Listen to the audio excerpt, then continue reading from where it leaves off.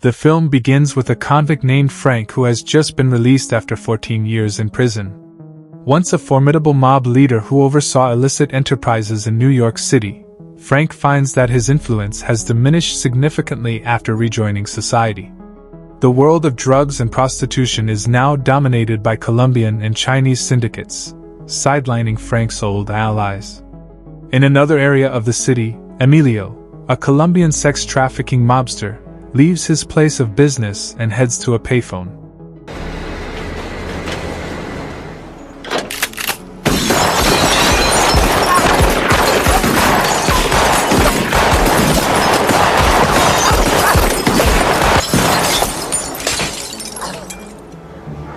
Before Emilio died, the attackers showed Emilio a newspaper announcing Frank's release.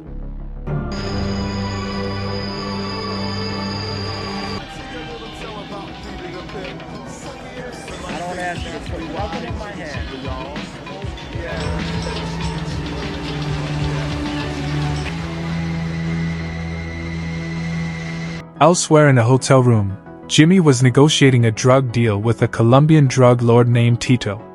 King Tito, annoyed by Jimmy's constant chatter, unexpectedly raises the price by 10%, taking Jimmy by surprise.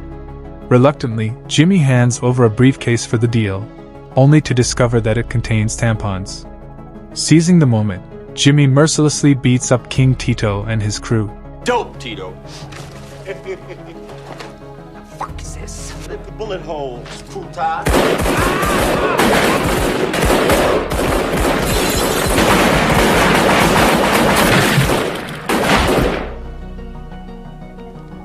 After dealing with the Colombians, Jimmy and his group run into Frank in a different hotel room. It becomes clear that Jimmy's crew is behind Emilio's murder, with Frank revealed as their boss. Welcoming Frank's arrival, Jimmy reports their success in eliminating Emilio and King Tito, as well as confiscating their assets and money. Jimmy also informs Frank of a scheduled meeting with a middleman named Delicio. The meeting set with Delicio? Downtown. I've been waiting years for this. So, come you never came to see me? Who wanted to see you in a cage, man? Of course. Later. Prompting Frank to get ready for the high-end meeting place. Frank received a warm welcome from his legal team, a group of politicians, and a district judge. He then approaches Delicio, asking for help to arrange a meeting with a drug cartel boss named Clay, under the guise of restarting his business venture. After Delicio leaves, Frank takes a walk on the subway with advisor Jennifer. Meanwhile, Delicio arrives at a crowded gambling establishment where Clay and his friends are. Delivering Frank's message, Delicio faces resistance as Clay rejects the idea of a meeting, mocking Frank for being affiliated with his rival and stating he prefers to deal with Colombians. Ignoring Delicio, Clay orders him to deliver the rejection message. Tell him I don't talk to nigger lovers. I was making a lot of money off them Colombians. That's right. You tell that son of a bitch he made a big mistake with me. If that's what you want me to tell him, I'll tell him. Tell him something else. Get out of here! The scene moves to a crowded subway car where Frank and Jennifer are having a good time. Suddenly, three men approach, trying to taunt Frank. However, when they realize there is a gun hidden under Frank's jacket, they instantly become scared. Instead of hurting the thugs, Frank shows mercy by handing them a wad of cash and inviting them to meet him in a hotel room. I got work for you. As for Frank White, come by the Plaza Hotel. After the earlier confrontation, Frank and his crew, guided by Delicio, quickly move to meet Clay. Frank insists that going forward, all business operations must involve him. However, Clay flatly refused to cooperate, thus prompting Frank to decisively get rid of him. You got some balls coming here.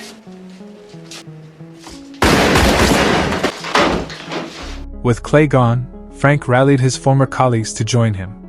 Next, he visited the mayor, questioning the delay in the disbursement of funds for the Bronx hospital. The mayor argued that there was no budget allocated, and challenged Frank to raise $16 million on his own. Surprisingly, Frank accepted the challenge despite his lawyer advising against it. While enjoying a drink, 3 detectives named Tommy, Roy, and Dennis suddenly took Frank away. Despite the lawyer's attempts to intervene, the detectives ignored him and took Frank against the flow of traffic to avoid leaving a trail. Arriving in a deserted alley, they find Frank with an injured and unconscious man named Enrico. Frank sadly confesses ignorance, angering the detectives, but having no evidence, they are unable to arrest him. Enrico, it turns out, is a leader of a Colombian drug cartel, and the detectives suspect Frank's involvement in the deaths of 3 previous kingpins since all these incidents happened after Frank was released from prison. I don't know. Shut the fuck up, motherfucker! All right, that's it! Hey, Frank! All right, that's it. Come here, Frank. This how you do things? I know what you're up to, White. Forget it. Welcome home, fuckface. Get in the car. I'm gonna make you and your friends disappear long before that. Give your friends that message. At the same time, Delizio meets Wong, a Chinese triad boss, at a cinema to deliver a business message from Frank. Wong insisted on receiving cash payment for a 220-pound item.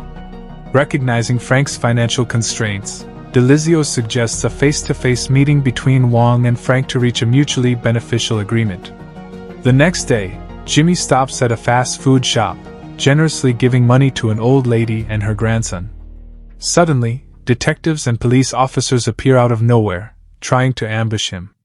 Jimmy finds himself surrounded and unable to escape, leading to his arrest on charges of killing several Colombians, with Enrico's testimony as evidence against him. Meanwhile, Frank visits a struggling hospital in the Bronx, which is in desperate need of government funding. He restated his proposal to Wham, but they couldn't agree on the price for Wong's belongings. Frank suggested a partnership, where they would sell the items together, sharing the profits to benefit the hospital. However, Wong insisted on receiving cash for everything. Back at the hotel, Frank received news of Jimmy's arrest. Fueled by determination, Frank ordered his crew to quickly secure Jimmy's release. Later that night, Jennifer and the crew were sent to free Jimmy from custody. The 3 detectives arrived at the scene and were furious to witness Jimmy being set free. Jennifer warned them that if they didn't agree, the matter would be taken to court. Sometime later in Chinatown, Frank and his men arrived, swiftly identifying the Chinese gangs. They ruthlessly eliminated all the tribe members.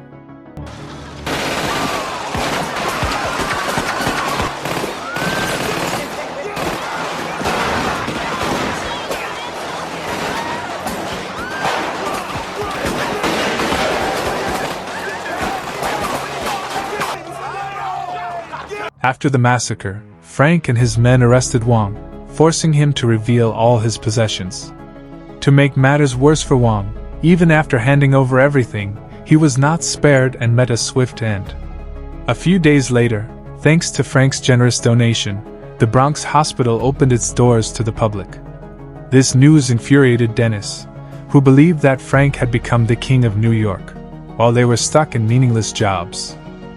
He contended that the law favored Frank, who had all the money, making it impossible to catch him by playing within the system. To take action, Dennis suggested a group of detectives should confront Frank, creating a competition-like situation between gangs.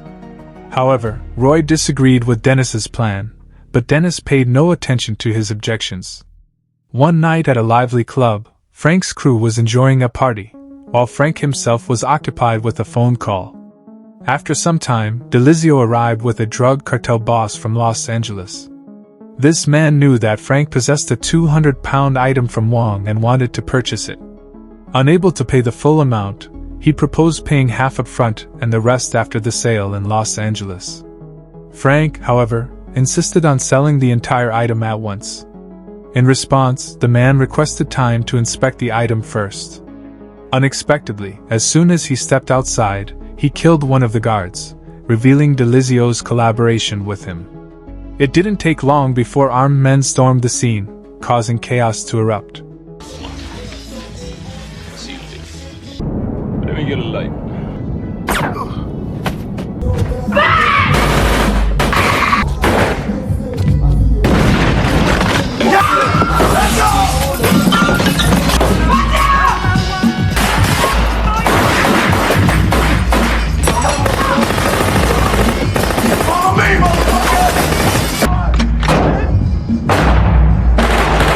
In the midst of the shootout, Frank successfully helped Jimmy escape, but one attacker held onto their car door.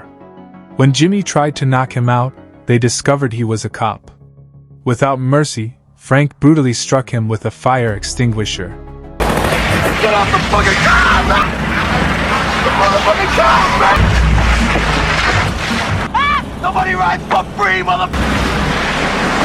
Witnessing their partner's demise, the remaining attackers gave chase. It turned out they were none other than Tommy and Dennis. A high-speed chase ensued, accompanied by intense gunfire.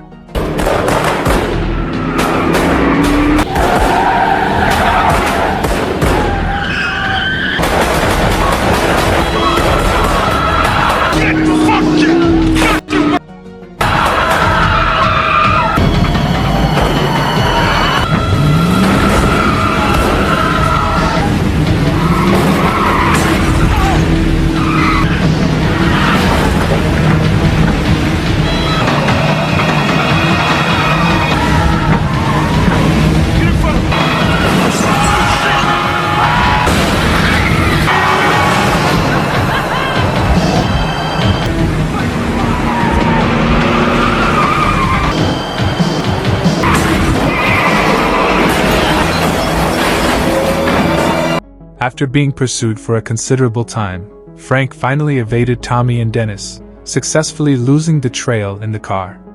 As Tommy and Dennis searched for them, Frank suddenly crashed his car into theirs, causing a violent collision. Jesus. Wait. What's that? Nothing! Seizing the opportunity, Jimmy opened fire before making a final escape.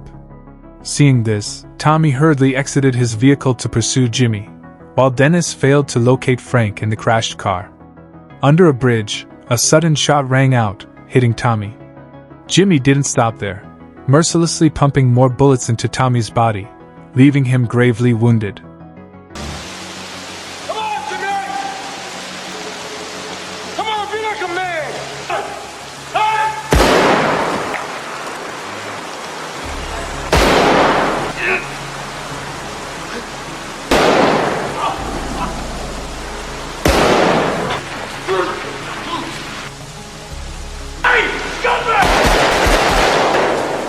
In an unexpected turn, Dennis arrived and shot Jimmy multiple times, ending his life. After taking down Jimmy, Dennis rushed to aid Tommy, but sadly, his efforts were in vain. Tommy couldn't be saved, leaving Dennis filled with a mix of emotions. Overwhelmed by sorrow and remorse for his fallen comrades, Dennis couldn't bring himself to stay at the funeral. Choosing to leave the procession, he entered his car. To his surprise, another car approached, and to his amazement, Frank rolled down the window, promptly ending Dennis's life before calmly walking away.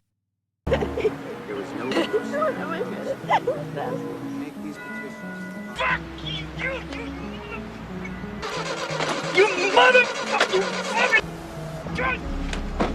Hey, yo.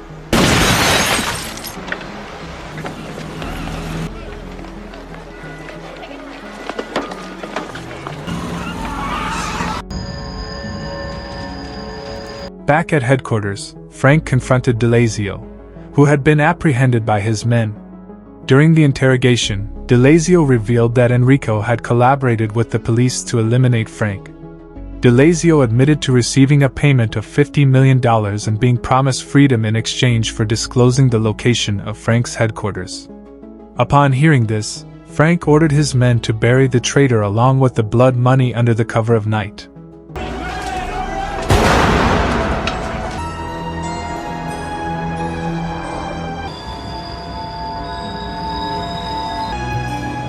Worry returned home to find Frank already waiting for him. Frank admitted to killing Clay, who had amassed $13 million through gambling scams, as well as Wong, a Chinatown businessman involved in illegal immigrant trafficking, and King Tito, the orchestrator of the child prostitution industry in New York City. He defended his actions, stating that he only dealt with those who deserved consequences, even if they had taken the law into their own hands. Frank also issued a warning about hiring an assassin to target anyone involved in his case. Before departing, Frank instructed Roy to handcuff himself to a chair. However, as soon as Frank left, Roy swiftly broke free and pursued him into the subway. You expected to get away with killing all these people? I spent half my life in prison. I never got away with anything, and I never killed anybody that didn't deserve it. Because they were running the city into the ground. Made you judge and jury. Talking about taking over drug cartels. I think ambushing me in some nightclub's gonna stop what makes people take drugs. This country spends $100 billion a year on getting high. I'm not your problem. I'm just the businessman. Cuff yourself to the chair.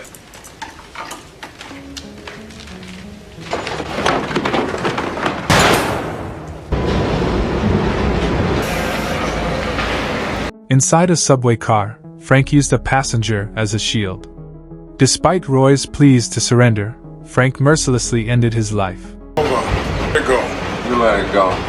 I've done things in my life that you wouldn't even think about. This? How bad do you want? You got that gun, use it. Come on! Leave him alone, Frank. It's me and you. You can't hide behind it forever. I don't need forever. Frank then calmly exited the station and hailed a taxi, revealing that he had sustained a serious gunshot wound from Roy. Meanwhile, the police were alerted to the shooting and arrived at the scene. The taxi driver, who witnessed Frank holding a gun, promptly exited the vehicle and informed the police. They began surrounding the taxi, placing Frank under siege. Weakened by his injuries, Frank eventually succumbed to his wounds and bled to death.